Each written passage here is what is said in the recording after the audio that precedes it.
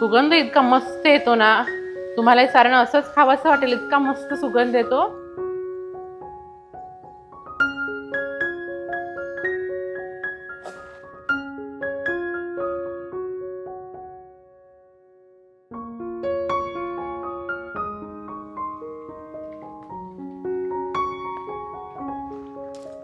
येतोय ना आवाज? अगदी खुसखुशीत आणि कुरकुरीत झाली आहे करंजी। भरपूर सारण असलेली खुसखुशीत, गुबगुबीत आणि कुरकुरीत अशी ही ओल्या नारळाची करंजी खाण्यासाठी तयार। या खायला। अशी छान फुलली आहे बघा करंजी, अगदी भारी लेयर्स आले आहेत, अगदी मस्त खुसखुशीत झाली आहे। तुम्हाला समजत असेल किती मस्त खुसखुशीत झाली आहे करंजी।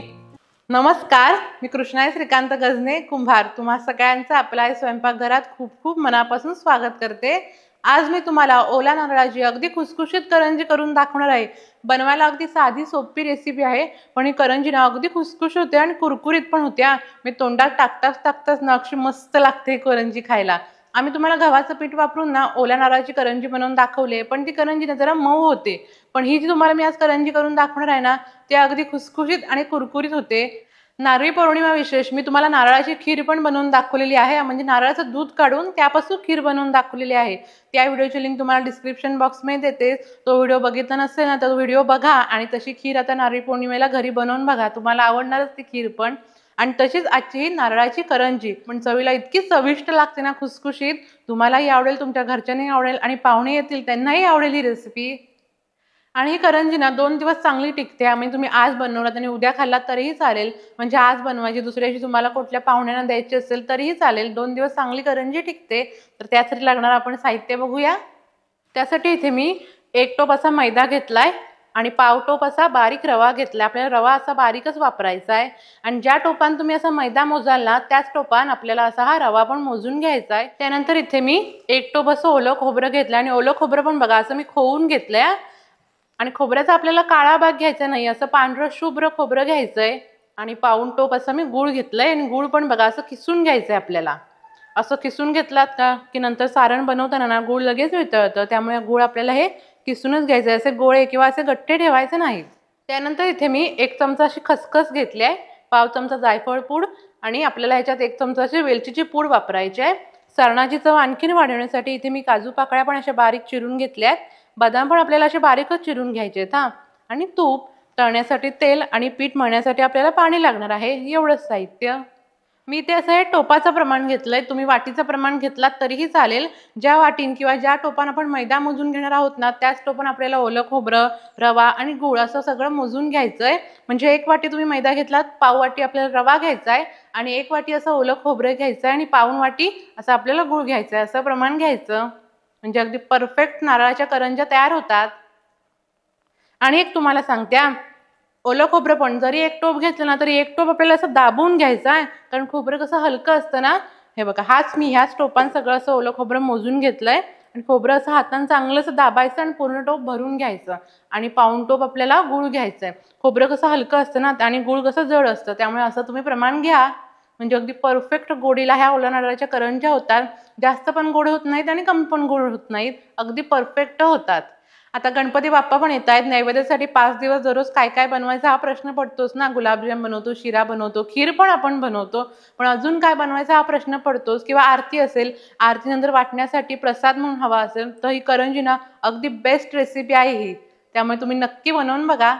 आता आपण करंजी बनवायला सुरुवात करूया। सगळ्यात पहिल्यांदा आपल्याला सारण करण्याच्या अगोदर आपल्याला हे मैदा आहे ना चांगला असा मळून घ्यायचा आहे, म्हणजे सारण करेपर्यंत ना पीठ असं छान मुरतं, मैदा छान मुरतो, म्हणून आपण सगळ्यात पहिल्यांदा असा मैदा मळून घेऊया। एका परातीत आपल्याला हा मैदा घ्यायचा आहे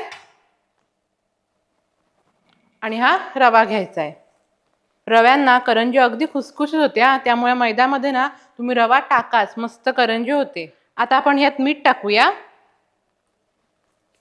करंजीचं आवरण अजून खुसखुशीत आणि कुरकुरीत होण्यासाठी आपल्याला ह्याच्यात तेल टाकायचं। इथे मी 3 चमचे तेल असं गरम करून घेतलंय, ते आता आपण ह्याच्यात टाकूया। हे बघा इथे मी असं हे तेल गरम करून घेतलंय,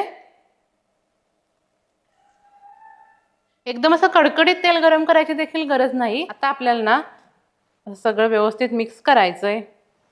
सगळं जे तेल आहे ना ह्या रव्याला आणि मैद्याला चांगलं असं लावून घ्यायचं हा। असं हे पीठ चांगलं असं चोळून घ्यायचं हातानं. हे बघा, हातांना या पिठाचा असा गोळा व्हायला पाहिजे, सहज असा गोळा व्हायला पाहिजे. मग समजायचं आपण जे तेल टाकले ना ते अगदी परफेक्ट आहे. इथे मी 3 चमचे तेल वापरलंय. हे असं मिक्स करून घेतलं की आता आपल्याला ह्याच्यात पाणी ओतायचंय. असं थोडं थोडं पाणी ओतून आपल्याला याचं म्हणजे आपण जसं चपातीला पीठ मळतो ना तसा आपल्याला हा मैदा मळून घ्यायचा आहे.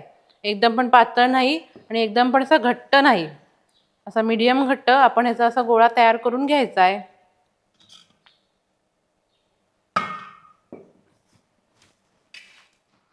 हे बघा, इथे मी मस्त असा गोळा मळून घेतलेला आहे, तुम्हाला दाखवते. हे बघा, असा मीडियम घट्ट आपल्याला हे मळून घ्यायचं आहे. जास्त पण पातळ मळायचं नाही आणि जास्त पण असं घट्ट ताठ मळायचं नाही. जास्त असं ताठ घट्ट मळलात ना की तुम्हाला जी पुरी आहे ना ती लाटता येणार नाही. असा मीडियम घट्ट आपल्याला मैदा मस्त असं मळून घ्यायचा आहे. हातावर थोडंसं असं तेल घ्यायचं आहे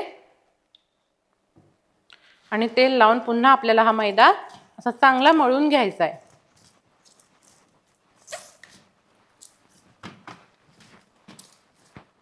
जेवढं तुम्ही हे चांगलं मळाल ना तेवढी करंजी पण अगदी मस्त होणार. त्यामुळे आपल्याला हे मळूनच चांगलं घ्यायचं आहे.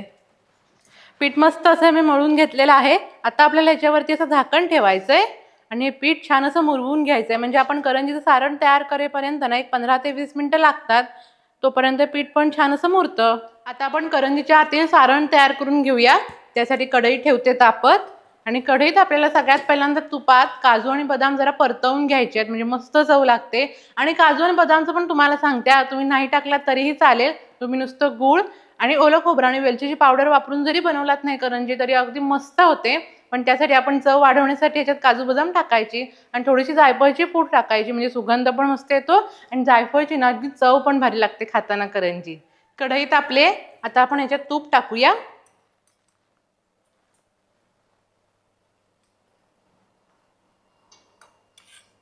एक 3 चमचे असं मी तूप घेतलंय. आता आपल्याला ह्याच्यात हे बदाम टाकायचे आहेत आणि काजू. आता आपल्याला हे काजू बदाम अर्धा मिनिट असे जरा परतवून घ्यायचे आहेत. अर्धा मिनिट असे मी हे परतवून घेतलेले आहेत. आता आपल्याला ह्याच्यात ही खसखस टाकायची आहे. खसखस पण जरा अशी परतवून घ्यायची आणि लगेचच आपल्याला ह्याच्यात हे ओलं खोबरं टाकायचं आहे. पूर्ण गॅस कमीच आहे. सर्व तुपात आपल्याला हे खोबरं व्यवस्थित असं मिक्स करून घ्यायचंय. आता आपल्याला ह्याच्यात हे गूळ टाकायचंय.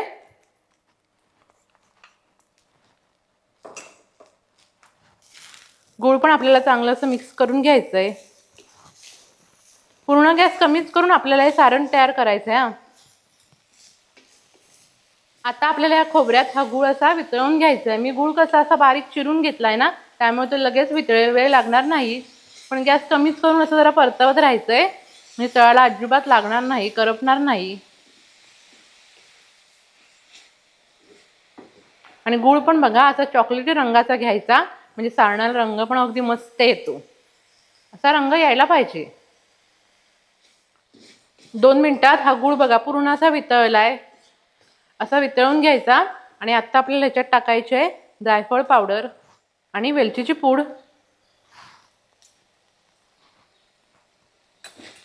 जायफळ पूड आणि वेलचीची पूड व्यवस्थित अशी आपल्याला मिक्स करून घ्यायची आहे. सुगंध इतका मस्त येतो ना, तुम्हाला हे सारण असंच खावंसं वाटेल, इतका मस्त सुगंध येतो आणि चव पण भारी. ओलं खोबरं आणि गूळ असल्यावर बघा चव भारीच येते कुठच्याही पदार्थाची.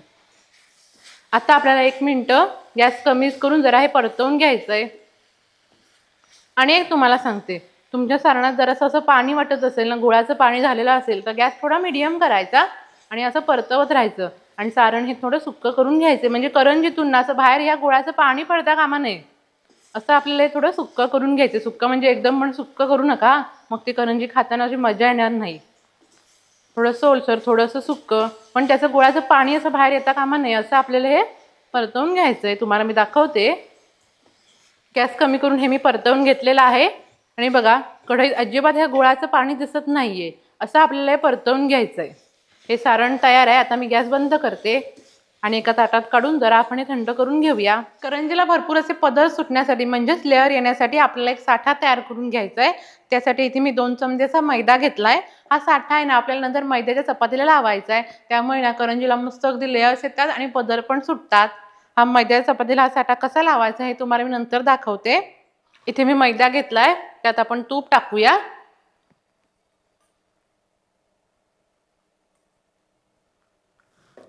दोन चमचे असं मी तूप घेतलंय. हे चांगलंच आपल्याला मिक्स करून घ्यायचंय. अजून आपल्याला ह्याच्यात 1 चमचा तूप लागणार आहे.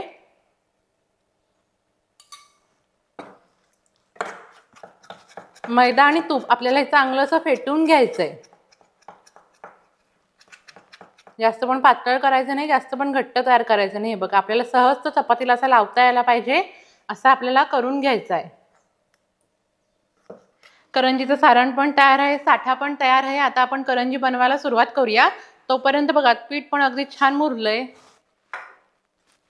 हे बघा अगदी मस्त हे पीठ मुरलंय. जरा पुन्हा एकदा आपल्याला हे मळून घ्यायचंय. आता आपल्याला या गोळ्याचे समान असे 4 भाग करून घ्यायचे. त्यासाठी हे बघा सुरींना असे बरोबर कापून घ्यायचे. म्हणजे समान अगदी 4 गोळे होतात. हे बघा 4 गोळे करून घेतल्यात. आता सगळ्या गोळ्याची आपल्याला एक चपाती लाटून घ्यायची. सगळ्या बाजून समान अशी आपण इथे एक चपाती लाटून घेऊया. अजिबात काय पीठ वगैरे लावायची गरज नाही, चिकटत नाही पोलपाटाला.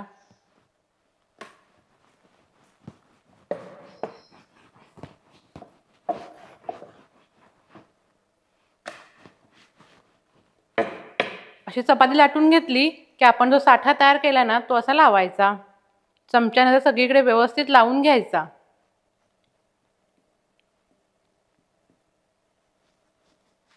आणि ह्यावर आता आपण जी पहिली चपाती लाटून घेतलेली मैद्याची ती अशी ठेवायची. आणि वरतून आपल्याला परत थोडासा असा साठा लावून घ्यायचा आहे.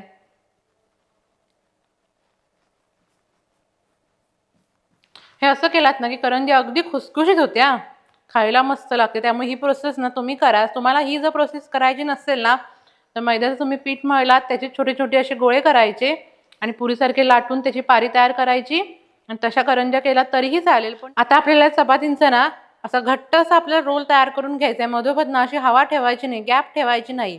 हे बघा असा जरा हाताने दाबायचा आणि असं घट्ट आपल्याला रोल तयार करून घ्यायचा आहे.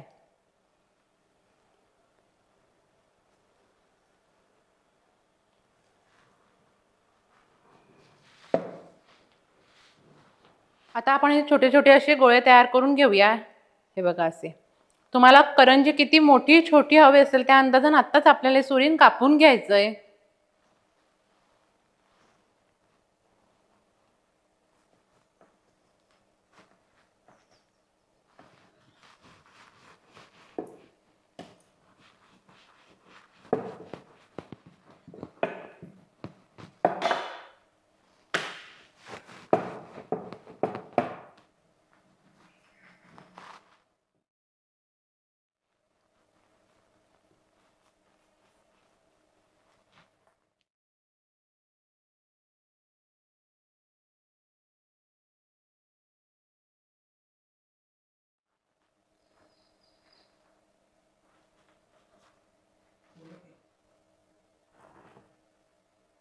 त्यातला तसा एक गोळा घ्यायचा आणि हे बघा लेअरची जी बाजू आहे ना ही अशी वरची थोडी आपल्याला हाताने अशी दाबायची आहे.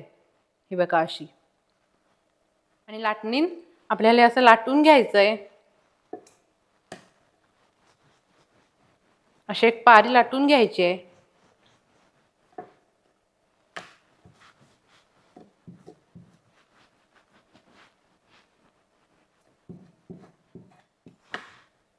आणि जी जास्त पदर सुटलेली अशी बाजू असेल ना ती अशी खालती ठेवायची, म्हणजे बाहेरून ना करंजी अगदी मस्त दिसते. आणि इथे मी अशी पारी लाटून घेतली. आता आपण याच्यात सारण भरूया.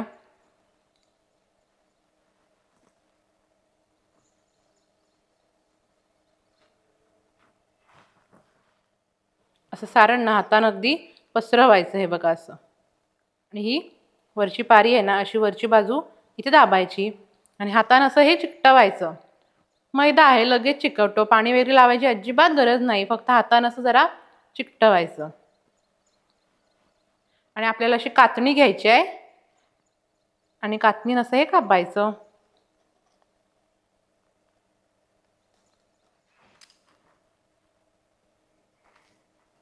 बघा अगदी परफेक्ट ही करंजी तयार आहे. हे बघा असे लेयर सुटलेत ना. आपण 2 चपाती लाटून साठा लावून अशी गोळे तयार केले, अशी पारी तयार केली, लाटून घेतली. त्यामुळे हे बघा असे मस्त असे लेयर सुटतायत. आणि तेलात टाकलात आणि तळलात ना की लेयर्स असे छान असे फुलतात. त्याच पद्धतीने दुसरी करंजी आपण तयार करून घेऊया.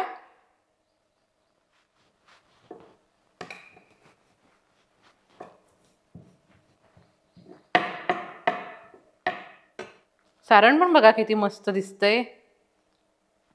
अगदी रसरशीत झालंय. असं व्हायला पाहिजे. सुक्क नको आणि जास्त पण ओलं नको. असं मस्त रसरशीत दिसायला पाहिजे. हे बघा हातांना असं सारण आहे ना, हे बघा हे बोटान असं मागे ढकलायचं थोडं आणि अशी ही पारी चिकटवायची. मी ते कातणीचा वापर करते. तुम्ही काटा चमचा असतो ना, तो जरी असं दाबलात, त्याची डिझाईन काढलात तरीही चालेल.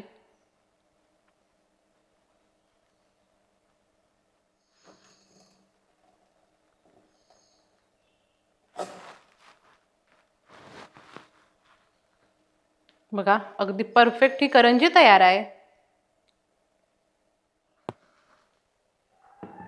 सर्व करंज्या इथे मी तयार करून घेतलेल्या आहेत. आता आपण या तळून घेऊया. करंजी आपण तळून घेऊया आणि तळून घ्यायचं सगळ्यात महत्त्वाचं आहे हा. तेल कसं तापवायचं हे तुम्हाला मी आता सांगते. एकदम गॅस फास्ट करून तुम्ही तेल तापवू नका हा. कारण ना कडकडीत आपल्याला तेल तापवायचं नाहीये. मी असा गोळा टाकून बघायचा आणि गोळा अलगद तो वरती यायला पाहिजे. अगदी चटकन असं वरती यायला नको. असं आपल्याला तेल तापवून घ्यायचंय. त्यामुळे गॅस कमीच करून आपण हे तेल तापवून घेऊया. थोडासा वेळ लागला तरीही चालेल, पण या करंज्या तळणंच हे सगळ्यात महत्त्वाचं आहे. गॅस फास्ट करून तळत गेलात ना, असं कडकडीत त्यात तळलात की कशा मऊ पडतील. अशा खुसखुशीत कडक होणार नाहीत, कुरकुरीत होणार नाहीत. म्हणून त्याचीच आपल्याला फक्त काळजी घ्यायची आहे. गॅस कमी करून आपण हे तेल थोडंसं गरम करून घेऊया. गॅस कमी करून मी असं हे तेल गरम करून घेतलेलं आहे. आपण बघायचं तेल गरम झालंय काय. असा गोळा घ्यायचा, तो टाकायचा. हे बघा असं ह्या गोळ्याला ना असे हळूहळू असे बुडबुडे यायला पाहिजेत. असं आपल्याला तेल तापवून घ्यायचंय. सुरुवातीला मी 4 अशा करंज्या टाकते. हे बघा असे हळूहळू असे बुडबुडे यायला पाहिजे. ह्या तेलातच आपल्याला करंजी तळून घ्यायची आहे. असं टाकल्या लगेच आपल्याला झारा लावायचं नाही. हे बघा अलगद अशा करंज्या वरती येत आहेत. अगदीच जर तेल आपल्याला शांत वाटलं की अजिबात हेच गरम नाही तर गॅस थोडासा वाढवायचा. हे बघा हळूहळू अशा करंज्या वरती येत आहेत. अशा वरती आल्या की झाऱ्यान अशा सगळ्या बाजून आपल्याला तळून घ्यायच्या आहेत. अशा थोड्याशा हलक्याशा सोनेरी रंगावरती आपण हे तळून घेऊया. सारखं सारखं आपल्याला झाऱ्यान उलटपुलट करायचं नाही. मस्तपैकी एका बाजून अशी तळली गेली की मगच ती आपण अशी परतायची आणि दुसऱ्या बाजून पण छान अशी हलक्याशा सोनेरी रंगावरती आपण तळून घेऊया. लो टू मीडियम फ्लेमवरती मी बघा हलक्याशा सोनेरी रंगावरती अशा करंज्या तळून घेतल्या आहेत. अगदी मस्त बघा कशी करंजी तळली गेली आहे. आणि लेयर्स पण बघा किती मस्त आल्यात. कशी मस्त फुलली आहे करंजी. म्हणजे कढईच्या जेव्हा आपण बाहेर काढतो तेव्हा थोड्या वेळाने थोडीशी लाल होते. म्हणून आपल्याला ह्या रंगावरती अशी करंजी तळून घ्यायची. अगदी खुसखुशीत नारळाची करंजी खाण्यासाठी तयार आहे.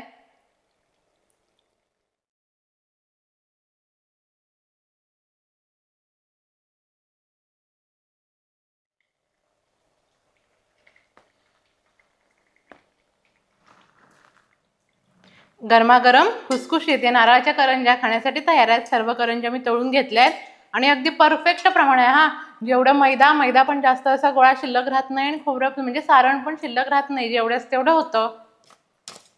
येतोय ना आवाज. अगदी खुसखुशीत आणि कुरकुरीत झाली आहे करंजी. भरपूर सारण असलेली खुसखुशीत गुबगुबीत आणि कुरकुरीत अशी ही ओल्या नारळाची करंजी खाण्यासाठी तयार. या खायला. तुम्हाला मी आता करंजी एक मोडून दाखवते. लेयर्स पण बघा किती मस्त आले आहेत. अशी छान फुलली आहे बघा करंजी. अगदी भारी लेयर्स आले आहेत. आणि या लेयर्सच्या करंज्या अशा मोडाव्याशा पण वाटत नाही. अगदी मस्त खुसखुशीत झाली आहे. तुम्हाला समजत असेल किती मस्त खुसखुशीत झाली आहे करंजी.